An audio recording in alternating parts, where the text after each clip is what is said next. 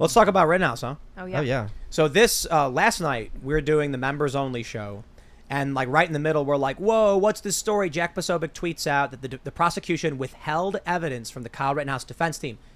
Not true. It's actually not true. What happened? They sent manipulated evidence That's to the even defense worse. team. It's even worse. Let me explain how Holy bad this crap. is. If the prosecution, they say they have a drone footage. Actually, we have this article right here. This is from Andrew Branca. Day 2, defense files for mistrial with prejudice. You can see image from the drone footage. If the prosecution presented the drone footage in court, the defense would have went, whoa, we've never received this evidence, Your Honor. Bless you. So the prosecution instead gives them grainy, low-res video. Now, I think it was on Mercator's stream. They played the different videos side by side. And if you pulled it up on the TV and you were given that, the defense had no way of knowing that this was not the video. They're given the video, they play it, they say it's a video, it's drone footage. Makes sense to me. Only when the defense played the video in the jury instructions did the state go, our version is much clearer. Our version is much clearer. Now, a lot of people are like, how dumb are they? Why would they admit it? They had no choice. If the prosecution was attempting to pull a fast one on the defense to make sure they had no way to analyze the video to form a defense, that means they need the jury to see their version of the evidence, which is clearer. When the defense played it, they went, oh, crap. We need the jury to only see our version. And the reason the defense is given the low-res version is so they can't formulate a defense on time. So he had no choice but to say, our version is clearer, let's play that instead. Now, normally I'd say it was an accident. The argument is they texted the video to the defense team, which compressed it. That's insane to do. Now, the defense should have caught that, but it's not their fault. They're told they're going to be given the footage and the video, and they believe it to be true and correct. But I'm not going to give them the benefit of the doubt on this one. They've committed constitutional violations. They've ignored rulings from the judge.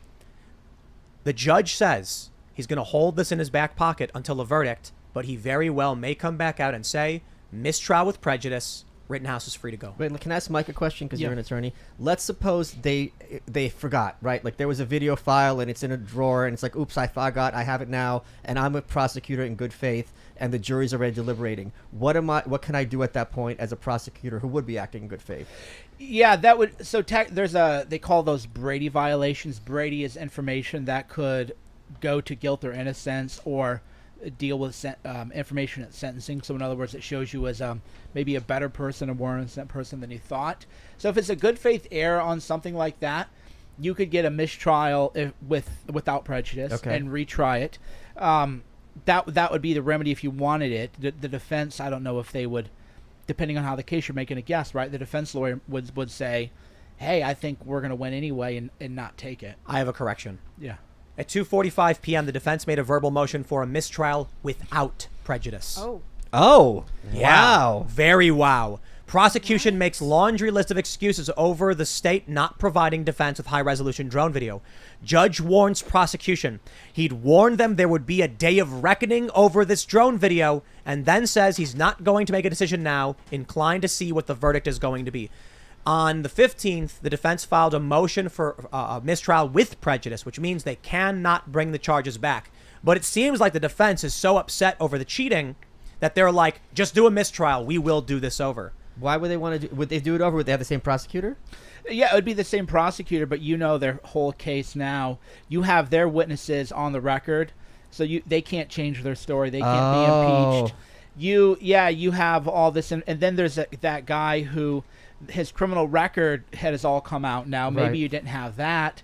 The DUI against him being dismissed, maybe that comes in. So there's a lot of things that you're going to try to bring in a do-over, and all anybody can do is guess, right? And I think that the defense is squeamish now because usually a longer deliberations means guilty. Oh, okay. Because people don't want to come back quick from jury and convict, right? Because then it looks like you're just a bad person. Like, oh yeah, we heard the evidence, 30 minutes guilty, boom. You take longer, but if it's not guilty, you come back right away. Now, the Rittenhouse, there's all this speculation that there's a couple of holdouts, they're left-wing activists, and that it's going to be hung by 2 left-wing activists. Nobody knows, though.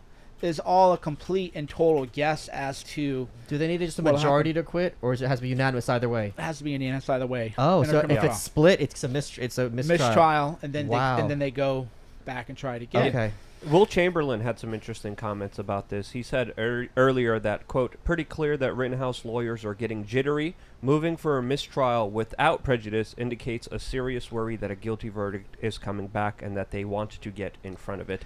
So that could be a possibility here as well. I don't think guilty. So here's the way you would game it out if you were, if you're white born again. You would say, okay, if it already looks like the jury's going to be hung, right?